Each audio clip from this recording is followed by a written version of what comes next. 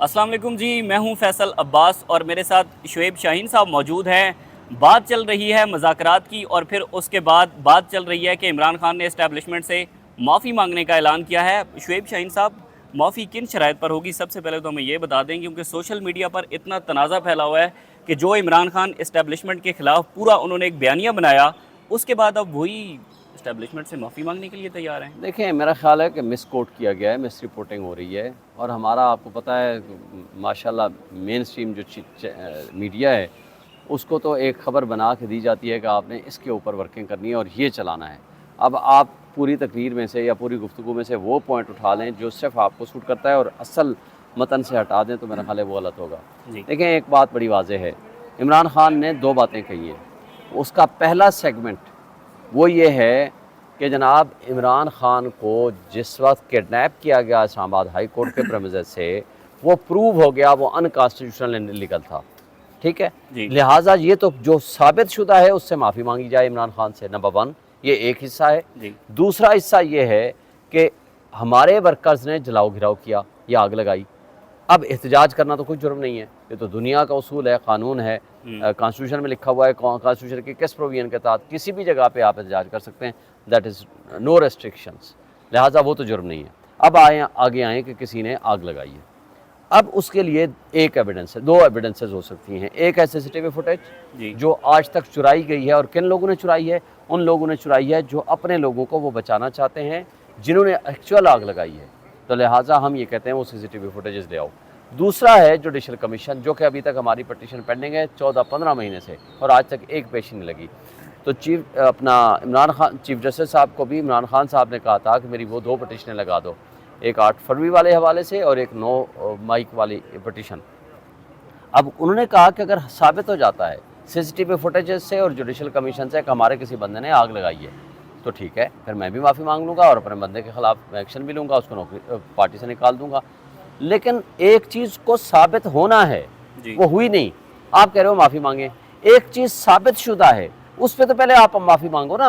आपका फ़र्ज़ हो कि कब आप माफ़ी मांगो, क्योंकि उसको सुप्रीम कोर्ट ने नलीफाई कर दिया जो कुछ आपने किया उस दिन। नहीं, ये जो सीसीटीवी फुटेज की बात करें तो आप ये कह रहे हैं कि आग उन्होंने खुद लगाई है। देखिए, हम तो पहले दिन से कह रहे हैं, दो इसके अंदर हिस्से थे। एक था पीडीएम की हुकूमत जो चाहती थी कि इलेक्शंस ना हों, 14 मई को इलेक्शन होना था, 9 मई को ये ड्रामा कराया गया। नंबर 2, एस्टेब्लिशमेंट के ड्रामा करा कारिंदे, दिया। बिल्कुल ड्रामा था। ये ड्रामा इसलिए कराया गया कि 3 वजूहात थी। पार्टी को डिसमेंटल किया जाए, इलेक्शन से हटाया जाए तवज्जो, और इलेक्शंस से हटाने के लिए ये ज़रूरी है कि कंटेम्प्ट प्रोसीडिंग से बचा जाए, कि ताकि इस तरह का कोई ड्रामा बनाया जाए। और वो ड्रामा रचाया गया, क्योंकि वो ड्रामे का आगाज़ होता है इस्लामाबाद हाई कोर्ट में, जिस केस में मुझे बताएं कोई भी मुल्ज़िम अदालत के अंदर, कोई भी मुल्ज़िम हो, इमरान खान को छोड़ दें, पटिशन उसकी अदालत के पास पेंडिंग हो, अदालत ने टाइम मुकर्रर किया हुआ है 1:30 बजे का, आप थंब इम्प्रेशन के प्रोसेस में हैं, और उस वक्त अदालत के अंदर से किसी को उठा के ले जाएं, आज तक कोई पाकिस्तान की तारीख नज़ीर मिलती है? ये गिलानी का केस था, बाहर था वो, यानी कोर्ट प्रेमिसेस से बाहर, सुप्रीम कोर्ट में, वो अभी एंट्री गेट में दाखिल नहीं हुआ था, बैक बाहर वाले गेट से, वहाँ से उसको उठा के लेके, शायद पता नहीं ये नेफ के थे कौन थे, सुप्रीम कोर्ट ने उसको रिलीज़ किया, याद होगा आपको। और एक दफ़ा डोगर साहब के ज़माने में भी हुआ। ये सुप्रीम कोर्ट के ऑलरेडी फैसले हैं। लाहौर हाई कोर्ट का एक फ़ैसला ऐसा है कि एक क्लाइंट वो एक वकील के दफ्तर में बैठ के पटिशन बना रहा था बेल बिफोर अरेस्ट की, और हाई कोर्ट ने उसको रिलीफ दिया। उसने कहा मजिस्ट्रेट जिसने उसको रिमांड दिया, बाद में उसको पुलिस ने गिरफ्तार कर लिया, उसके ख़िलाफ़ ये एक्शन हुआ, और उसको उन्होंने ये भी कहा कि इनको आप बेनिफिट करें। लिहाजा ये जो कुछ हुआ है ना, इसके कई उसके असरात हैं। आज नहीं, कल आपके पास सारी एविडेंसेस आएगी। जो इसको, मैंने तो पहले दिन कहा था, जो 9 फरवरी के खालिक हैं, ये वो हैं जिन्होंने 9 मई का ड्रामा रचाया था। आज भी फॉर्म 47 किसने बनाए हैं? एस्टैब्लिशमेंट की मदद के बगैर ये बना सकते हैं? माफी है ही नहीं। अच्छा सर, मैं तो ये बार बार कहता हूँ, देखें, 9 मई की माफ़ी नहीं है। 9 मई के 2 किस्तें हैं ना। पहली किस्त में एक चीज़ साबित है, आप माफ़ी मांगो, एक चीज़ साबित हो गई ना, सुप्रीम कोर्ट ने साबित कर दी। दूसरी साबित होना है, ये नहीं होता कि आप इल्ज़ाम लगा दें कि माफ़ी नहीं दे देंगे। कौन माफ़ी नहीं देगा? आप चीफ जस्टिस हैं, आप जज हैं, आप सुप्रीम कोर्ट में हैं, फैसला किसने करना है? आप एक इल्ज़ाम लगाने वाले हो, एक है अदालत ने फैसला करना है, अदालत ने फैसला कर दिया। अभी आपके सामने लाहौर हाई कोर्ट में जब केस गया तो उन्होंने कहा जी ले आओ क्या एविडेंस है, उन्होंने कहा जी कुछ भी नहीं है। भाई अदालत में एक चीज़ साबित नहीं होती, आप कहते हो माफ़ी नहीं देंगे। यानी ये फिर इसका मतलब ये है कि अच्छा फिर उससे आगे चलो, ये भी कल खालिद साहब से बात हुई, खदीजा शाह जिस गाड़ी में जा रही है अंदलीब अब्बास की गाड़ी है, अंदलीब अब्बास और खदीजा शाह इकट्ठे एहतजाज करने जा रहे हैं, आपने दोनों को खिलाफ मुकदमा बनाया। अंदलीब अब्बास हमारी लीडर थी, खदीजा शाह हमारी सिर्फ सपोर्टर थी। खदीजा शाह 8 महीने जेल में रहते हैं, अंदलीब अब्बास ने प्रेस कॉन्फ्रेंस की, वो फरिश्ता बन गई। आप देखें, अगर आपने कानून का इतलाक़ सबके ऊपर बराबर करना है, अगर पार्टी को डिसमेंटल करने की नीयत से ये ड्रामा नहीं रचाया गया, तो आपके पास बेस्ट एविडेंस ये है CCTV फुटेज। आपको याद होगा कि IG ने पहले दिन, IG पंजाब ने एक स्टेटमेंट दी थी, प्रेस कॉन्फ्रेंस की थी। उसने कहा जी सबसे बड़ा अगर मुजरिम है हमारा 9 मई का, वो है डॉक्टर मुराद रास, उसकी 27 कालें हैं, 27 कालें हैं। मैं ख़ुद उसकी प्रेस कॉन्फ्रेंस सुनी थी। क्या हुआ? एक दिन के लिए वो जेल नहीं गया। क्यों? कि उसने पार्टी छोड़ दी, इस्तेकाम पाकिस्तान पार्टी में चला गया। अगर आपने इस मुल्क में निज़ाम कानून और निज़ाम इंसाफ का तमाशा बनाना है और अपने आप को सुपर पावर बनाना है और ये कहना है कि जो हम कह देंगे कि वो हरफ आखिर है, तो फिर इस तरह मुल्क नहीं चला कर। ये मैं पहले ही चूँकि अडयाला भी शोएब शाहीन साहब जाता रहा हूँ, तो आज तक पहले इमरान खान की माफ़ी के हवाले से कोई ऐसी स्टेटमेंट नहीं आई, मशरूत माफ़ी की भी स्टेटमेंट नहीं आई। अब आई है, क्या बैकडोर पर कुछ चीज़ें चल रही हैं? कुछ भी नहीं चल रहा। खान साहब ने एक नैरेटिव बिल्ड किया। तब्दीली क्यों? नहीं, तब्दीली नहीं है, ये वही चीज़ है जो पहले दिन उन्होंने कही। मुझे बताएं, पहले दिन उन्होंने कहा जुडिशल कमीशन के जरिए साबित करो। पहले दिन से ये कहा कि मुझे किडनैप किया गया, गलत किया गया। पहले दिन से ये कहा कि जनाब CCTV फुटेजेस ले आओ। ये तीनों बातें कही। कल सहाफ़ी ने सवाल किया कि जी DG ISPR ने कहा जी माफ़ी नहीं होगी। उन्होंने कहा जी फिर पहले मेरे से माफ़ी मांगो, जो प्रूव चीज़ है उससे माफ़ी मांगो, जो गैर प्रूव साबित शुदा है उसको साबित करो। ये दो चीज़ें हैं ना।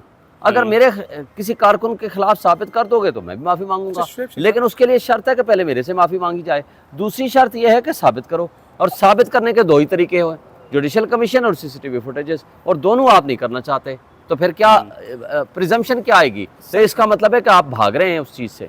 एक बात बताएं, अभी जिस जगह पे खड़े हैं इस्लामाबाद हाई कोर्ट का अहाता है, यहाँ पर आपके हलकों से मुतालिक भी 2 दिन में फ़ैसला आना था, वो क्या हुआ? ट्रिब्यूनल से मुतालिक अभी तक फ़ैसला लिखा नहीं जा रहा, स्याही ख़त्म है या वक्त नहीं? जब चोरों और डाकुओं से मुकाबला हो जाए ना, तो फिर बीच में बहुत सारी चीज़ें आ जाया करती हैं।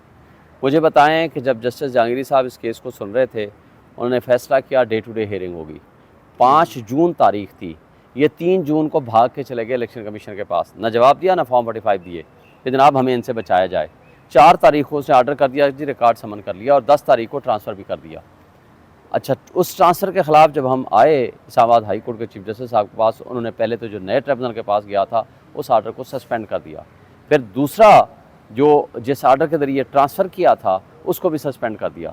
फिर जस्टिस जहांगीरी साहब ने फिर टेकअप किया और उसको बहस शुरू कर दी। जब वहाँ चला, वहाँ फिर फैसला किया, उन्होंने कहा कि डे टू डे हियरिंग होगी। तो फिर चीफ जस्टिस साहब ने आर्डर किया कि ट्रायल रोक दिया जाए। जब ट्रायल रुक गया, इस दौरान उन्होंने कहा था कि मैं 2 दिन 4 दिन में फ़ैसला कर दूंगा मेन पिटिशन पे। आज तक फ़ैसला नहीं आया, और इस दौरान छुट्टियां हो गई, और छुट्टियों के बाद अब ये 15 सितंबर के बाद तकरीबन जा कर के ये लगेगा, ये 4 महीने पूरे ये सिर्फ इन बेईमानों के चक्रों की वजह से वो ज़ाया हो गए। ट्रिब्यूनल से तो मतलब डिसाइड करना था ना, फैसला तो महफूज हो गया, फैसला आया नहीं। क्यों नहीं आ रहा? अक्सर तरीके ये इंसाफ तो- में के हक में जो भी ये तो तरीके चीफ इंसाफ का जो जस्टिस फैसला साहब महफूज होता है, रीज़न बता सकते हैं। नहीं, जब हम तो विद महफूज किया था, कहा था रिस्पेक्ट कि 1-2 दिन में कोशिश करूंगा कि रिलीज कर दूं फैसला। यही फरमाया था उन्होंने। अच्छा, मोस्टली यही उसके होता बाद है। भी 10-12 दिन 15 दिन शायद हो गए हैं। जी हाँ, आई थिंक अभी तक कोई फैसला नहीं आया। तो ये 7 कमरा है, चले जाते हैं। अक्सर फैसले महफूज होते हैं यहाँ पर और आते नहीं कल हैं सर। कोशिश करूंगा कि रिक्वेस्ट करूं उनको। अक्सर इसी अदालत में फैसले महफूज होते हैं लेकिन आते नहीं हैं।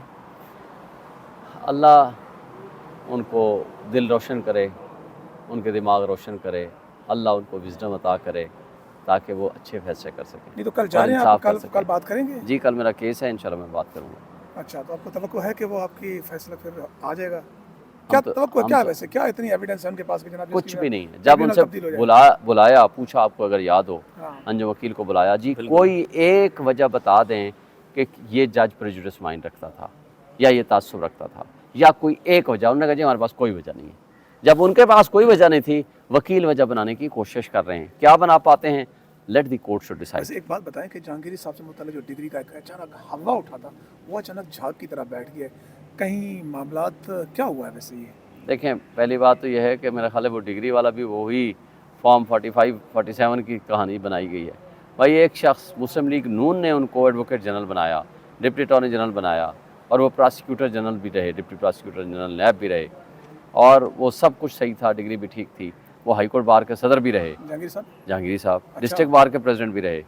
वो बार का इतना लीडर रहा, और हमारे साथ ग्रुप के लिहाज से तो वो एक ग्रुप का होता थे, हम दूसरे ग्रुप के होते थे, हम एक दूसरे के अपोनेंट थे हमेशा।